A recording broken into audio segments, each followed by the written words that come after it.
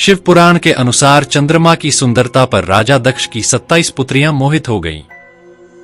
वे सभी चंद्रमा से विवाह करना चाहती थीं। दक्ष ने समझाया सगी बहनों का एक ही पति होने से दाम्पत्य जीवन में बाधा आएगी, लेकिन चंद्रमा के प्रेम में पागल दक्ष पुत्रियां जिद पर अड़ी रहीं।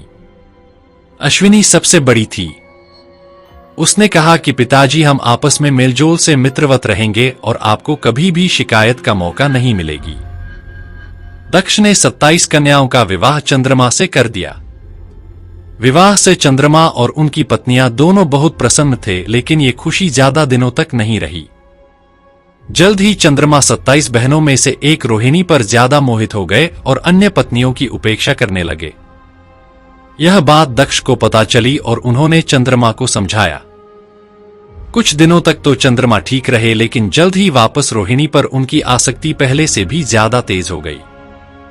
अन्य पुत्रियों के विलाप से दुखी दक्ष ने फिर चंद्रमा से बात की, लेकिन उन्होंने इसे अपना निजी मामला बताकर दक्ष का अपमान कर दिया। दक्ष तो प्रजापति थे, इसलिए कोई देवता भी उनका अनादर नहीं करता था। क्रोधित होकर उन्होंने चंद्रमा को शाप दिया कि तुम क्षय रोग के मरीज हो जाओ।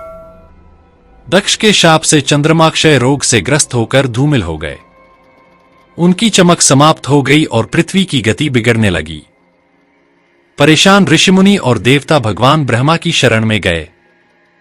ब्रह्मा दक्ष के पिता थे, लेकिन दक्ष के शाप को समाप्त कर पाना उनके वश में नहीं था। उन्होंने देवताओं को शिवजी की शरण में जाने का सुझाव दिया। ब्रह्मा ने कहा, चंद्रदेव भगवान शिव को तप से प्रसन्न करें। दक्ष पर उनके अलावा किसी का वश नहीं चल सकता। ब्रह्मा की सलाह पर चंद्रमा ने शिवलिंग बनाकर घोर तप आरंभ किया।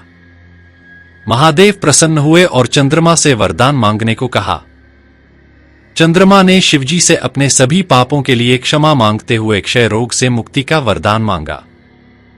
भगवान शिव ने कहा कि तुम्हें जिसने शाप दिया है वह कोई साधारण व्यक्ति नहीं है। उसके शाप को समाप्त करना संभव नहीं, फिर भी मैं तुम्हारे लिए कुछ न कुछ करूंगा जरूर। शिवजी बोले, एक माह में जो 2 पक्ष होते हैं, उसमें से एक पक्ष में तुम मेरे वरदान से निखरते जाओगे, लेकिन दक्ष के शाप के प्रभाव से दूसरे पक्ष में क्षीण होते जाओगे। शिव के वरदान से चंद्रमा शुक्ल पक्ष में तेजस्वी रहते हैं और कृष्ण पक्ष में धूमिल हो जाते हैं। चंद्रमा की स्तुति से महादेव जिस स्थान पर निराकार से साकार हो गए थे, उस स्थान की देवों ने पूजा की और वह स्थान सोमनाथ के नाम से विख्यात हुआ। कहते हैं कि चंद्रमा की वे 27 पत्नियां ही 27 विभिन्न नक्षत्र हैं।